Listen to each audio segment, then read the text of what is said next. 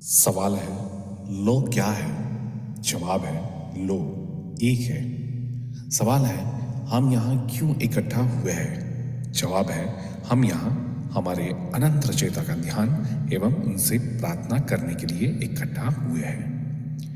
अब हम और हमारे गैलेक्टिक कन्फेडरेशन के सभी भाई बहन, मास्टर हीलर रेश, गार्जियन एंजल्स, काउंसिल मेंबर्स और पूरे ब्रह्मांड में जितने भी दिव्य सभ्यताएं हैं जो उस एक अनंत रचयिता के प्रेम और रोशनी में अपनी सेवाएं प्रदान करते हैं, उन सबको हम आज इस मेडिटेशन में शामिल होने के लिए निवेदन करते हैं और उन सब का आह्वान करते हैं। आज हम सब मिलकर जितने भी लोग आज मेडिटेशन कर रहे हैं उनको, उनके परिवार को और सभी सदस्यों को और वो सभी परिजनों को जिन्हें वो प्रोटेक्ट करना चाहते हैं, उन सबको हम अनंत रचयिता के प्रेम और रोशनी से शुद्ध करते हैं और उस सभी लोगों के आसपास और उनके घरों के आसपास उस अनंत रचयिता के प्रेम और रोशनी का एक बहुत बड़ा सुरक्षा घेरा बनाते हैं, जिसमें किसी भी प्रकार के विचार या व्यक्ति जो सिर्फ खुद की सेवा में कार्यरत हो, उन सभी व्यक्ति या विचारों को इस घेरे में आने से बिल्कुल प्रतिबंधित करते हैं, क्योंकि लो एक है। Yes, Abhishek ji, thank you very much. Law of one, एक का कानून, एक का ज्ञान, एक का तरीका, कई नाम पर सार एक ही है, एकत्व, वननेस। लॉ ऑफ वन के इस सत्र में आप सभी का बहुत बहुत स्वागत। ये 26वां सत्र 17 फरवरी 1981 को रिकॉर्ड किया गया। हम बताना चाहेंगे कि इस किताब लॉ ऑफ वन की सारी जानकारियां बहुत ही गहन हैं। आप चाहें तो इन्हें मान सकते हैं, इन पर चिंतन कर सकते हैं, इन्हें आत्मसात कर सकते हैं या फिर सिरे से खारिज भी कर सकते हैं। ये आपकी फ्री विल है जो अनंत रचयिता द्वारा आपको दी गई है। तो चलिए आज के सत्र की शुरुआत करते हैं। हम राह हैं। हम आपका स्वागत अनंत रचयिता के प्रेम और रोशनी में करते हैं। अब हम संवाद शुरू करते हैं। आगे डॉन पूछते हैं, मैं यह मान रहा हूं कि हम इस सत्र को आगे जारी रख सकते हैं। हम इस चक्र जिसमें हम अभी हैं उसके पिछले 3000 वर्षों के बारे में यदि बात करें तो मैं सोच रहा था कि क्या एक के कानून को लिखित या मौखिक रूप से इन पिछले 3000 सालों में कभी पहले उपलब्ध कराया गया था, जैसा कि हम इस समय अभी कर रहे हैं। क्या यह किसी अन्य स्रोत, किसी दूसरे सोर्स के द्वारा पृथ्वीवासियों तक पहुंचाया गया था? जवाब देते हैं, इस घनत्वता यानी हमारी पृथ्वी, थर्ड डायमेंशन, पृथ्वी की इस डेंसिटी में एक के कानून के पूरे ज्ञान को देना संभव नहीं है। थर्ड डायमेंशन के लोग शायद इसे पूरी तरह समझ ना पाए। हालांकि ऐसे कई लेख जिसे आप पवित्र ग्रंथ यानी हमारे धार्मिक ग्रंथ हैं, उसमें एक के कानून के कुछ अंश आपको मिल जाएंगे। आगे डॉन पूछते हैं, क्या जिसे हम बाइबल के नाम से जानते हैं उसमें इस कानून के कुछ अंश हैं? रा कहते हैं, हाँ, बाइबल में कुछ अंश जरूर हैं। डॉन आगे पूछते हैं, क्या आप बता सकते हैं कि पुराने टेस्टामेंट में एक के कानून के बारे में जिक्र है? रा कहते हैं, हाँ, पुराने टेस्टामेंट में है। आगे डॉन ये भी जानना चाहते हैं कि पुराने और नए टेस्टामेंट में से किसमें ज्यादा एक के कानून के बारे में बताया गया है?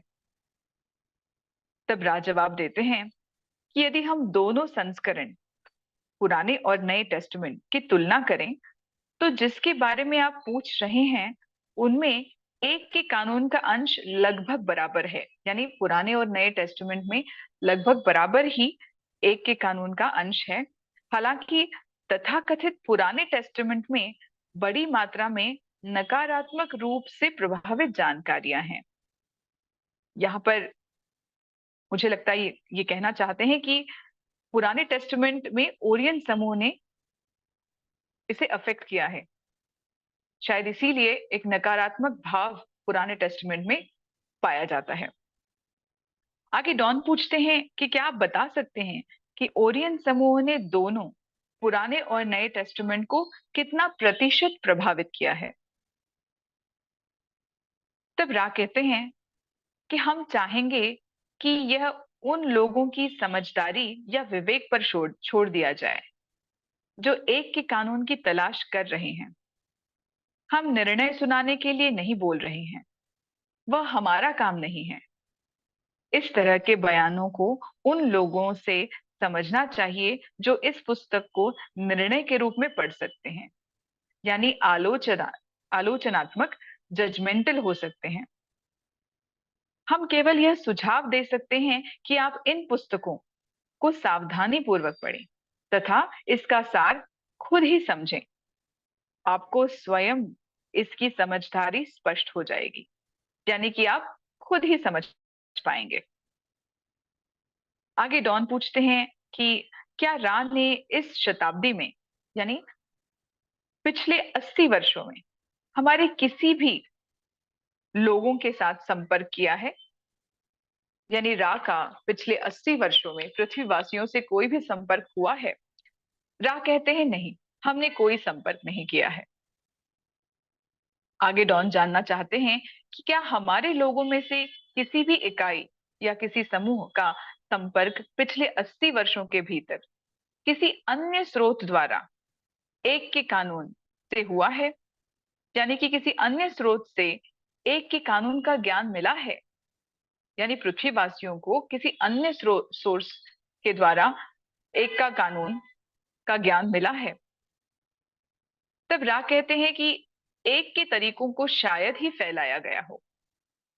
हालांकि जैसे कि आप समय को नापते हैं, पिछले 80 वर्षों में यह घटना दुर्लभ है, यानी रेयरली ही हुई है। जैसे जैसे आप चौथी घनत्वता, यानी फोर्थ डेंसिटी की कटाई की तरफ जा रहे हैं, आपका संपर्क कई चौथी घनत्वता के इकाइयों के साथ हुआ है। उनसे आपने सार्वभौमिक प्रेम, यूनिवर्सल लव और समझदारी के तरीके सीखे हैं। अन्य शिक्षाएं उन लोगों के लिए आरक्षित हैं जिनकी समझदारी की गहराई इस तरह के संपर्क को आकर्षित तथा इसकी सिफारिश करेगी, यानी कि वे लोग जो सीखने के लिए समर्पित हैं तथा उनकी समझदारी गहरी है, उन्हें ही आगे का ज्ञान दिया जाता है। आगे डॉन पूछते हैं कि क्या महासंघ ने इस अंतिम मेजर चक्र के बीच बीच में कुछ समय के अंतराल पर पृथ्वी ग्रह की मदद के लिए कार्यक्रमों को आगे बढ़ाया है? ऐसा लगता है कि उन्होंने ये पिछला डेटा के मदद से किया, खासकर इंडस्ट्रियल रेवोल्यूशन के साथ, यानी औद्योगिक क्रांति जो हुई उसके साथ ही किया गया। क्या आप मुझे आगे कदम बढ़ाने के पीछे का एटीट्यूड, मनोभाव तथा तर्क, यानी रीजन बता सकते हैं? क्या इसके अलावा कोई और कारण है कि इस चक्र के पिछले 100 वर्षों में उन्हें ज्यादा से ज्यादा फुर्सत मिले ताकि उन्हें इस बारे में सोचने का समय मिले? क्या यही इसका कुल कारण है? तब रा कहते हैं यह इसका कुल कारण नहीं है।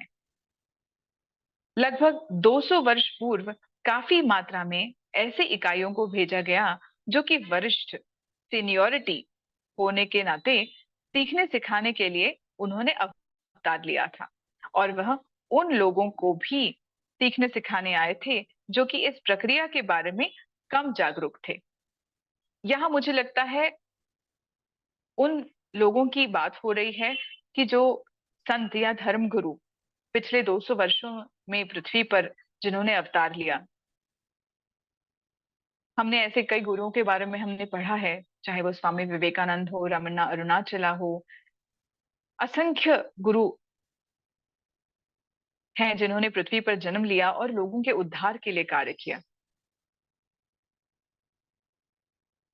क्योंकि ये पृथ्वी की डेंसिटी से बिलोंग नहीं करते, इसलिए इन्हें सीनियर कहा गया, क्योंकि इन्होंने पृथ्वी पर जन्म लिया पृथ्वीवासियों को सीखने सिखाने के लिए, उनकी स्पिरिचुअल ग्रोथ कराने के लिए, उनमें प्रेम और भक्ति का प्रसार करने के लिए। तो इसीलिए आगे कहते हैं कि यह हमारे तरफ से संकेत था कि अब इस तरह के लोग जो कि ज्ञान में आपसे वरिष्ठ हैं, आपको सीखने सिखाने धरती पर आते रहेंगे। आपके बीच आने वाले वॉन्डरर्स ने सबसे पहले यह महसूस किया कि लोगों को स्वतंत्र इच्छा का सुझाव या विचार देने की आवश्यकता है। तो ये जो सीनियर्स हमारे बीच आए, उन्हें यहाँ पर घुमक्कड़ या वॉन्डरर्स ये शब्द इस्तेमाल किया है। आई थिंक ये इसलिए किया गया है क्योंकि ये जो गुरु हैं हमारे यहाँ, जो संत पृथ्वी पर जन्म लिए हैं, इन्होंने पृथ्वी पर सर्वेक्षण करके कई सारे पिछड़े जातियों को या पिछड़े लोगों को सुधारा। पृथ्वी पर उस वक्त जो भी अनाचार फैला हुआ था, उसे मिटाने की कोशिश की। क्योंकि ये सीनियर थे, ये पृथ्वी की डेंसिटी से बिलोंग नहीं करते थे, और इन्होंने भ्रमण करके लोगों का उद्धार किया। यहाँ पे एक छोटा सा नोट मैं देना चाहूंगी कि रामकृष्ण परमहंस जब उन्होंने स्वामी विवेकानंद को नरेंद्र से स्वामी विवेकानंद बनाया, तब उन्होंने उन्हें 12 साल भारत भ्रमण करने की आज्ञा दी। और ये 12 साल भ्रमण करने के बाद स्वामी विवेकानंद जी उस शिला पर बैठे जो समुद्र में है, और 3 दिन वो मेडिटेशन में रहे, और उसके बाद उन्हें ऐसा महसूस हुआ जैसे कि वो पूरा भारत उनमें समा गया है। उसके बाद उनके हाथ से जो कार्य हुआ उसके बारे में हम सभी जानते हैं। तो शायद इसीलिए इन्हें घुमक्कड़ यानी वॉन्डरर ये शब्द इस्तेमाल किया गया है।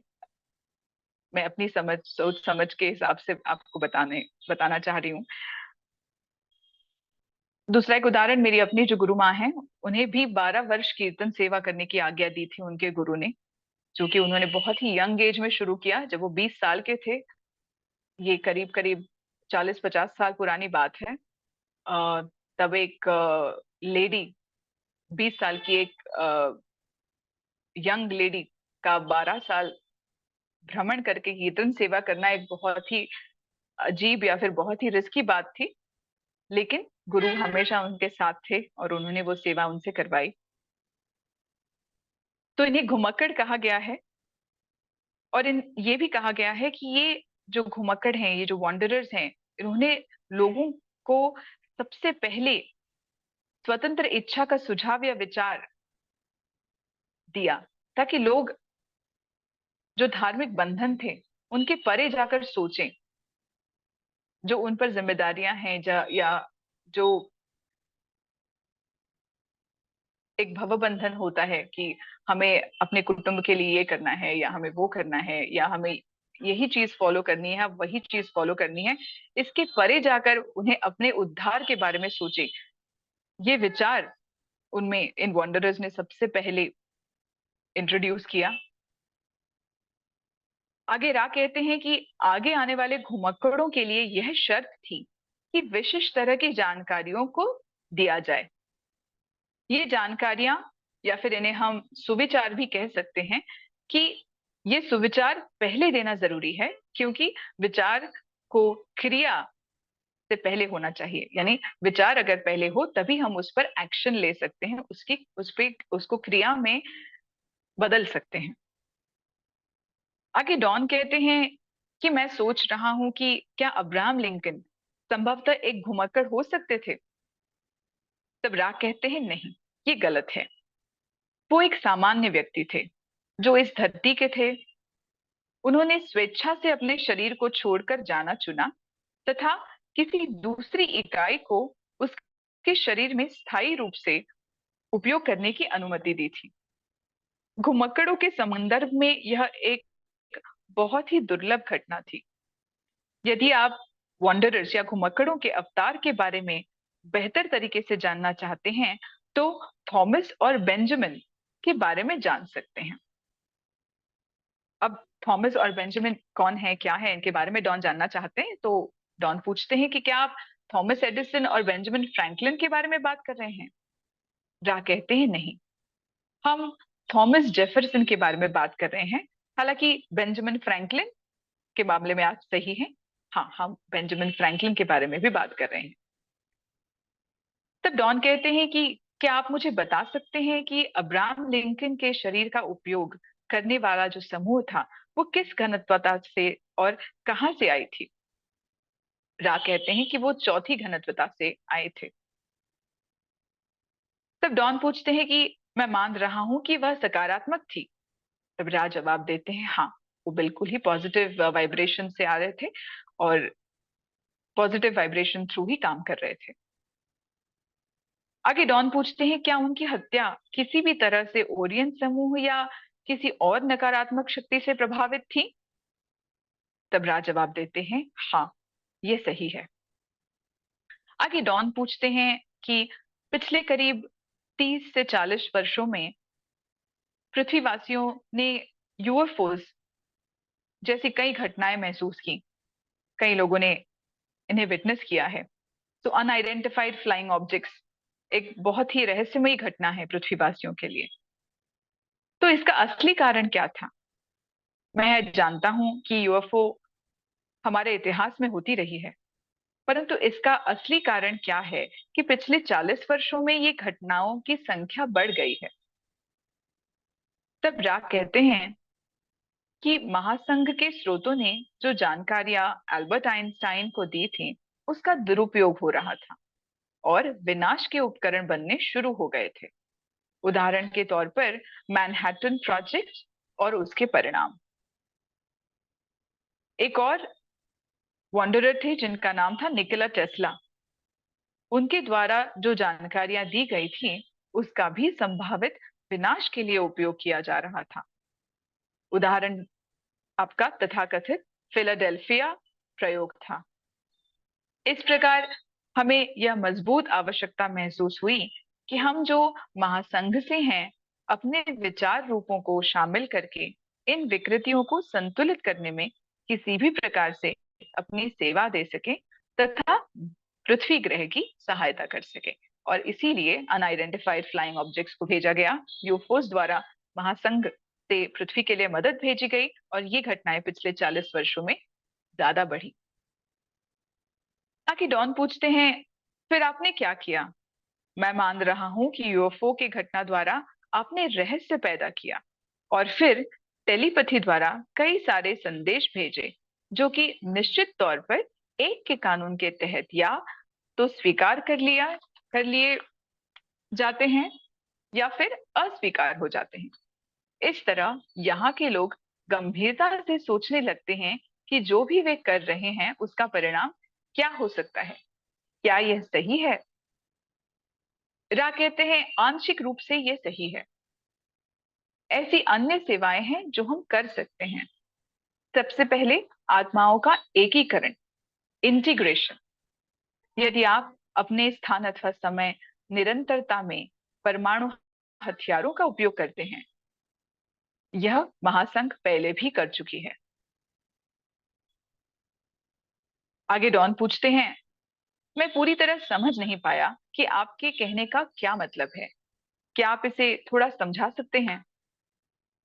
तो रा कहते हैं पदार्थों को ऊर्जा में बदलने वाली बुद्धिमान ऊर्जा का इस्तेमाल इन हथियारों में कुछ इस तरह होता है कि थर्ड डेंसिटी के स्थान अथवा समय से तीसरी घनत्वता के स्थान अथवा समय, जिसे आप वर्ग की दुनिया कहते हैं, उसमें परिवर्तन यानी ट्रांजिशन कई मामलों में बाधित हो जाती है।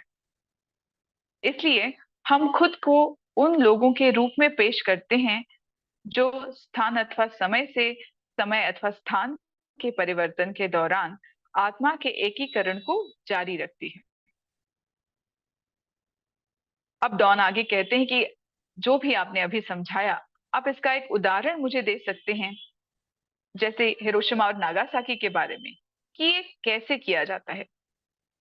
तब राज जवाब देते हैं जो लोग घटना में नष्ट हो गए थे, रेडिएशन से नहीं बल्कि उस सदमे से, जब यह ऊर्जाएं निकली उन्होंने पाया कि वह ना केवल शरीर, मन, आत्मा, परिसर यानी कि शारीरिक रूप से, बल्कि उनकी आत्मा भी अव्यवस्थित हो गई।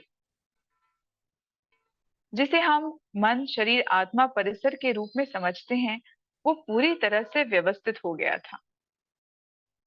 उसमें पुनः एकीकरण, रीइंटीग्रेशन की कोई संभावना नहीं बची थी। यह रचयिता का नुकसान होगा, क्योंकि यह रचयिता का ही हिस्सा है। इसलिए हमें घटनाओं को रोकने की अनुमति तो नहीं दी गई थी, लेकिन हम ये सुनिश्चित करते थे कि जो भी आत्मा देह त्याग कर यहाँ आए, उन्हें बचाया जा सके। यह हमने उन घटनाओं में किया था जिसका आपने अभी उल्लेख किया है। बिना किसी आत्मा या उसका भाग या होलोग्राम या अनंत रचयिता के स्थूल जगत, माइक्रोकॉस्मिक के सूक्ष्म जगत, माइक्रोकॉस्मिक को खोए हुए, यानी कि रचयिता का कोई भी हिस्सा नहीं खोता है। आगे डॉन कहते हैं, क्या कार्ला से खांसी कराने के बाद मुझे थोड़ा बता सकते हैं कि आपने इसे कैसे पूरा किया? तो रा आगे बताते हैं कि अलग अलग आयामों यानी अलग अलग डायमेंशंस के ऊर्जा क्षेत्र के समझदारी के कारण हम ऐसा कर पाए। ये ऊर्जा क्षेत्र जितने ऊंचे या ज्यादा सघन होते हैं, वो नीचे के कम सघन ऊर्जा क्षेत्रों को नियंत्रित करते हैं। आगे डॉन पूछते हैं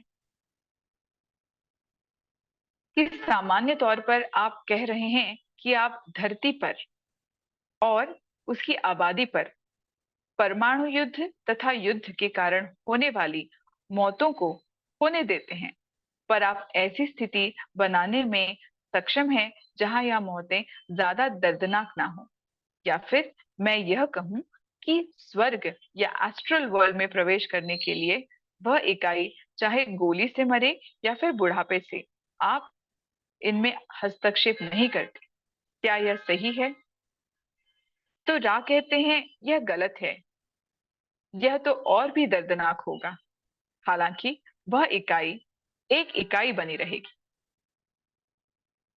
आगे डॉन कहते हैं कि क्या आप मुझे उन इकाइयों की स्थिति बता सकते हैं जो नागासाकी और हिरोशिमा में मारे गए थे? इस वक्त उनकी क्या स्थिति है?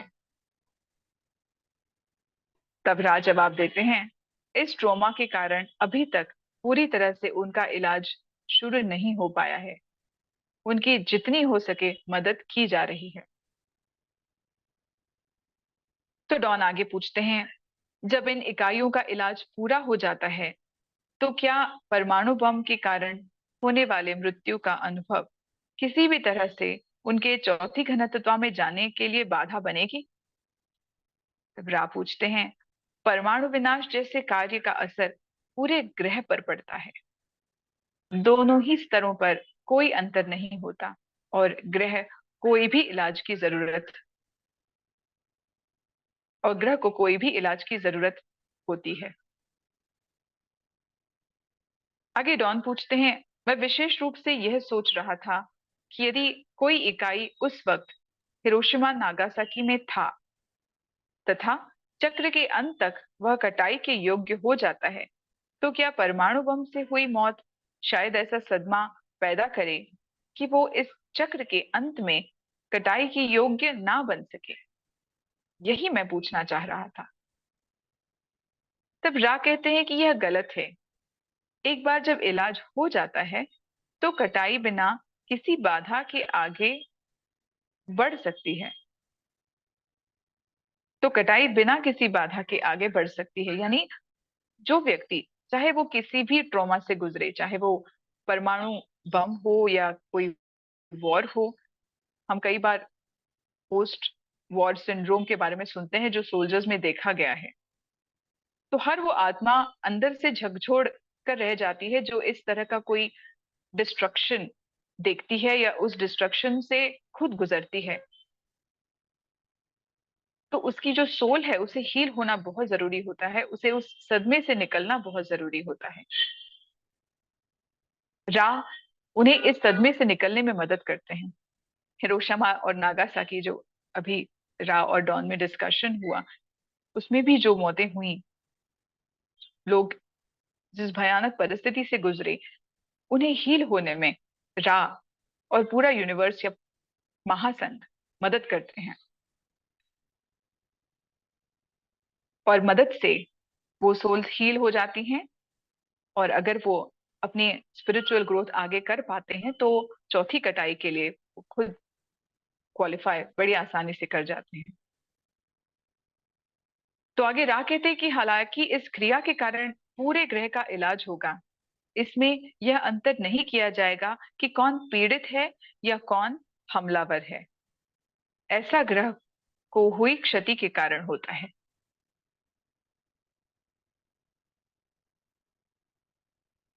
आज हम यही रुकते हैं, क्योंकि इसके आगे जो पूरा वर्णन है वो ग्रह का हीलिंग या लोगों का हीलिंग कैसे होगा, किस तरह से किया जाएगा, इस पर पूरा डिस्कशन है। तो हम ये आगे के सेशन में कंटिन्यू करेंगे। धन्यवाद।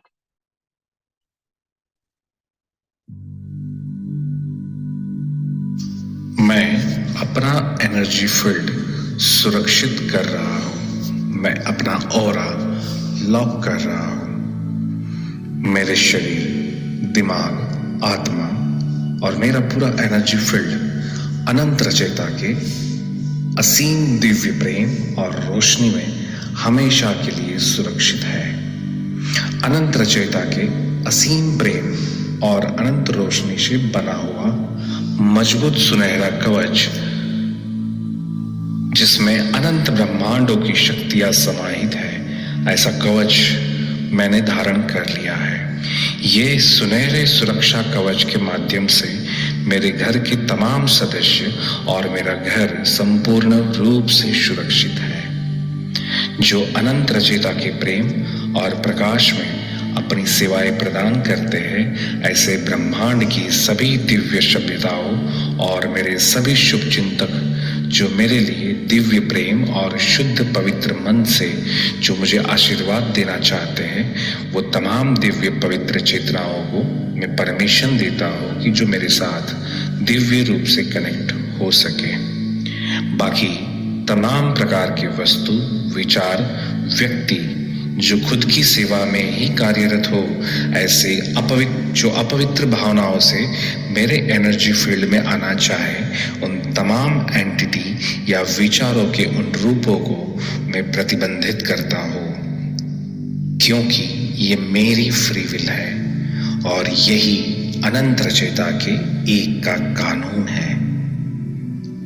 I am protected, I am protected, I am protected. Thank you so much.